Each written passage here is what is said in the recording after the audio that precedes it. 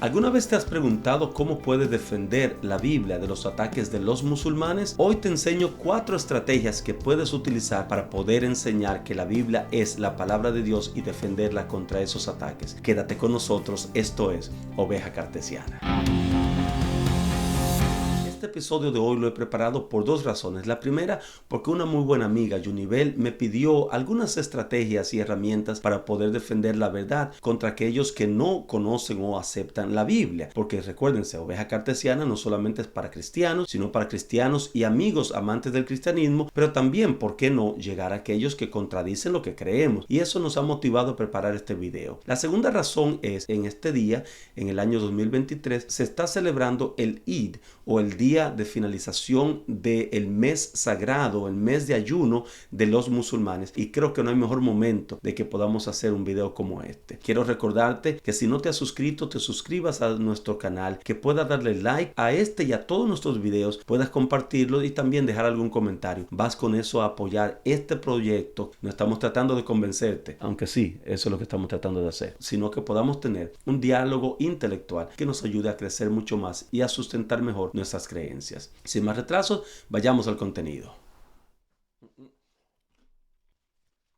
La primera estrategia es probar que el Corán confirma la veracidad y revelación de la Biblia. La segunda, mostrar que Mahoma no está profetizado ni en el Antiguo Testamento ni en los Evangelios. La tercera, mostrar que la Biblia no es un texto que está corrompido. Y la cuarta, mostrar que los Evangelios no eran un texto secreto dado solamente a Jesús y perdido para sus discípulos. Con estas 4 estrategias en mente, nos adentramos al texto del Corán. Sígueme. Yo no voy a pelear con un musulmán con la Biblia, yo voy a pelear con el Corán para que ellos puedan tener una mente más abierta y aceptación a lo que vamos a mostrar. El Corán que vamos a utilizar para este estudio lo vamos a extraer de aquí, de la comunidad musulmana Ahmadía. Ellos tienen el texto también en árabe juntamente con el texto en español, de modo que usted puede utilizar este video para poder mostrarlo a su amigo musulmán, aunque no hable español, porque el texto está en árabe. Vamos a darle aquí a este enlace y nos lleva esto a la página de la comunidad Ahmadía. Las suras son los capítulos, las secciones en las cuales está dividida el Corán, y el Corán tiene 114 suras. La primera estrategia que vamos a utilizar es demostrar que el Corán certifica la veracidad de la Biblia y la fuente, el origen de ella como palabra inspirada o revelada por Dios. Ese mismo Dios que reveló tu Corán, aparentemente, tu libro, dice que ese mismo Dios reveló la escritura de los cristianos y de los judíos, en este caso de los cristianos, porque tenemos la Torá y tenemos el Evangelio. Primeramente, a la sura número 3 o la sura Al-Imran, al versículo 4. En algunos Corán este texto está en el versículo 3, y es porque hay diferentes ediciones. El versículo 4 de la tercera sura dice: Él ha hecho descender sobre ti el libro que contiene la verdad y confirma lo que precede. Y Él hizo descender la Torá y el Evangelio antes de esto como guía del pueblo. Y Él hizo descender la verdad incontrovertible. Él ha hecho descender sobre ti. ¿Quién es ti? Bueno, aquí está Alá hablándole al profeta Mahoma. De modo que ese ti es Mahoma. Él ha hecho descender sobre ti el libro. Ahora, ese libro que está aquí tiene que ser el Corán, lógicamente. Contiene la verdad y confirma lo que precede. ¿Y qué es lo que precede? Lo que precede es esto que está aquí. Él hizo descender, recuérdense, Él reveló la Torá y el Evangelio antes de esto. ¿Qué es esto? El libro de Corán. El mismo Corán está diciendo que tanto la Torá como el Evangelio son palabras reveladas directamente por Alá, así como lo es el Corán. Mahoma recibió revelación, pero también el Pentateuco y los Evangelios fueron revelación de Alá. Vemos cómo se dice que todo esto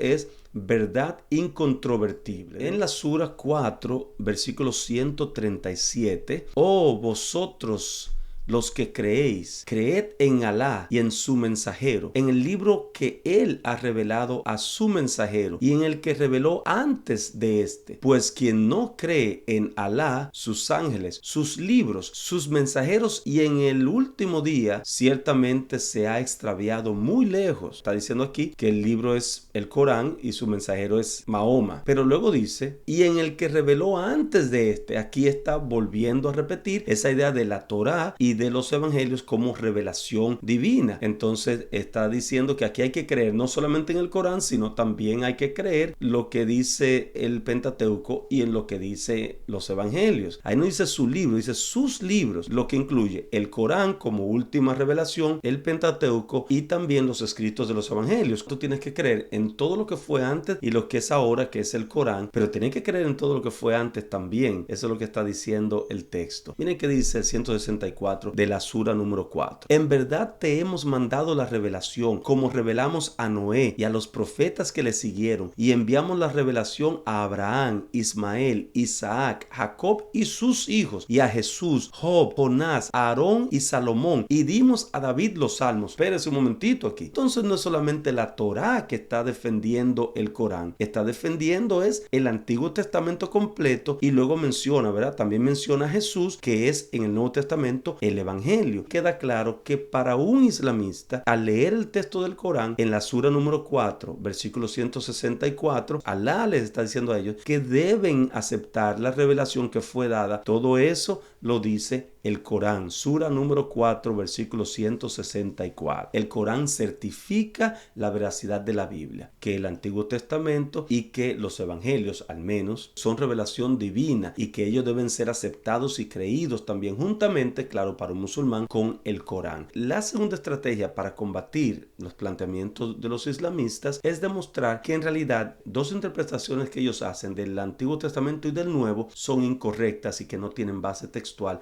Si nosotros vamos a la sura número 7, miren aquí, Al-Araf, y vamos a ir al versículo 158, quienes siguen al mensajero, el profeta, el iletrado, a quien encuentran mencionado en la Torá y en el Evangelio que están con ellos. Aquí el texto dice quienes siguen al mensajero y luego pone ese incisivo, el profeta. ¿Y por qué llamar el profeta? Sabemos que Mahoma es llamado el profeta, pero ¿por qué el profeta en este punto? El profeta aquí es importante porque dice aquí que este profeta ha sido mencionado y se encuentra mencionado en la Torá y en el Evangelio. Vamos primero a la Torá. ¿Dónde se encuentra mencionado ese profeta? El único lugar donde se hace una promesa de un profeta venidero es Deuteronomio 18, versículos 15 al 19. Y este texto es utilizado por los apologetas islámicos para decir que eso profetiza la llegada de Mahoma. Lo único es que cuando leemos ese texto en el capítulo 18 de Deuteronomio, encontramos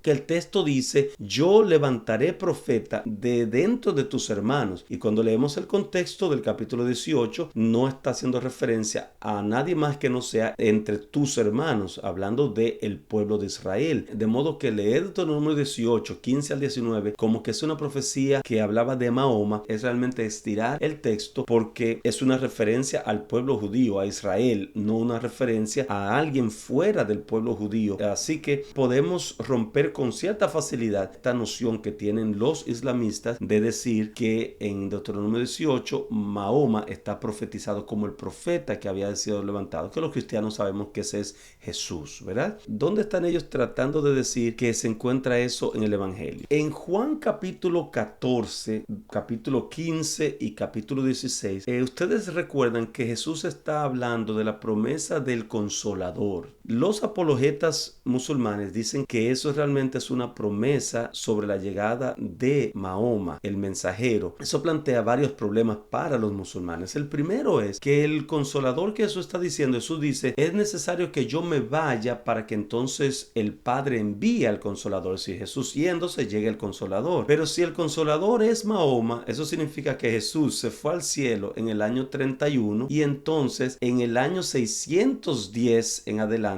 aparece Mahoma y es entonces donde viene el Consolador. Es decir, Jesús le promete a los 12 discípulos, cuando yo me vaya viene el Consolador, pero ese Consolador no llega a tiempo y mueren todos los apóstoles, mueren los discípulos de todo ese tiempo y luego 600 300 y pico de años después llega entonces el Consolador. No tiene sentido eso. El Espíritu Santo iba a llegar y llegó luego en Pentecostés. Pero el otro problema también es que cuando leemos en el capítulo 15 del libro de Juan, vamos a encontrar que aunque en el capítulo 14 Jesús ha dicho que el Padre enviará a otro Consolador, en el capítulo 15 da a entender que el Padre y Jesús mandan al Consolador, de modo que si Mahoma es el Consolador, entonces Mahoma es enviado también por Jesús, que el Consolador viene enviado por el Padre y por el Hijo. La tercera estrategia es demostrar que el texto bíblico no está corrompido. Los musulmanes y sus apologetas plantean que el texto bíblico está corrompido, pero eso plantea un problema, porque si está corrompido, ¿cómo es posible que el mismo texto sagrado de los islámicos diga que la Biblia que tenían en ese tiempo, la Biblia de los judíos y la Biblia cristiana, era palabra inspirada de Dios? ¿Cómo decir que está corrompida si ustedes mismos su libro la está certificando? Ahora, veamos lo que dice la sura número 2 y el versículo 92 en este caso. Y cuando se les dice, creed en lo que Alá ha revelado, responden, creemos en lo que se nos ha revelado, pero no creen en lo que ha sido revelado posteriormente. Él les dice aquí, creed en lo que Alá ha revelado, y ahí está hablando del Corán. Crean en el Corán. ¿Qué responden los cristianos y judíos? Creemos en lo que se nos ha revelado. Entonces viene Alá y le dice a Mahoma, pero no creen en lo que ha sido revelado posteriormente. Es decir, ellos creen en lo que tienen en el Antiguo Testamento y en el Nuevo, pero no creen en lo que se ha revelado posteriormente, diciendo del Corán, que cumple ya lo que tienen. Ahí está el problema para un musulmán. Alá está diciéndole al profeta que los judíos y los cristianos ya tienen una revelación que es verdadera y que lo que dice el Corán es en cumplimiento de ella. Pero hay un problema. Si lo que tienen los cristianos y los judíos está corrompido, no es la verdad en esencia, porque no se sabe con exactitud qué es lo que fue revelado, ¿cómo es posible que Alá aquí le esté diciendo a Mahoma que ellos ya tienen la verdad que fue dada antes, pero no quieren creer la nueva verdad? De modo que esto certifica que la verdad que nosotros tenemos hoy día es la verdad que se tenía en tiempos de Mahoma, y por lo tanto es la revelación según los musulmanes que Dios había hecho, Alá había hecho a sus profetas.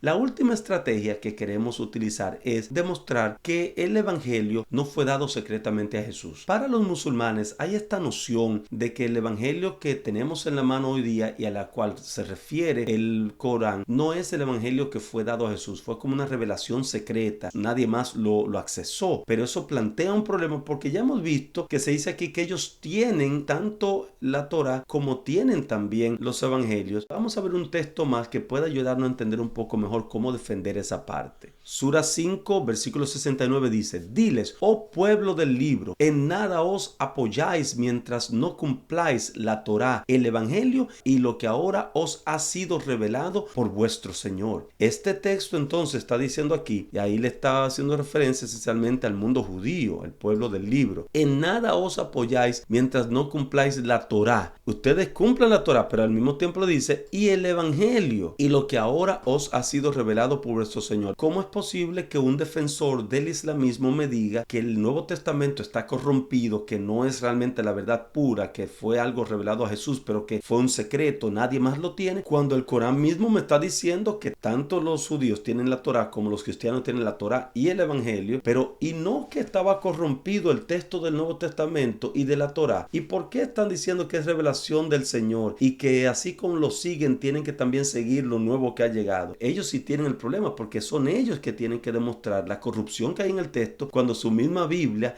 está diciendo que es palabra inspirada y que la tenían fiel en la mano de ellos en el siglo VII. Eso plantea un gran problema y creo que nos deja en mejor posición para defender la veracidad de la Biblia. Como hemos visto, estas 4 estrategias nos ayudan a poder defender la veracidad de la Biblia contra los ataques de los musulmanes. No te olvides que hemos comenzado una revolución intelectual que ha de cambiar la forma de pensar del cristiano. Tú eres una oveja cartesiana y como oveja cartesiana debes pensar mejor, hablar mejor y entender mejor. No te olvides de darle like a este video, suscribirte si no te has suscrito, compartirlo con alguien y déjanos algún comentario, porque será de gran beneficio para este proyecto. Que Dios te bendiga y recuerda, mantén tus orejas cartesianas bien activadas.